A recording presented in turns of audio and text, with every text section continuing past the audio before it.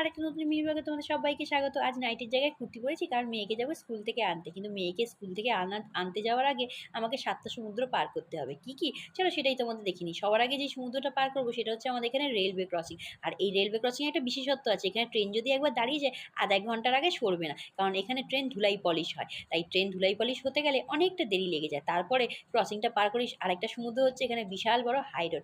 এটা হচ্ছে Santragachi high road. এখানে ৮ চাকা থেকে ৯ চাকা লরি যায়। বাস, ট্যাক্সি এইসব তো আছেই।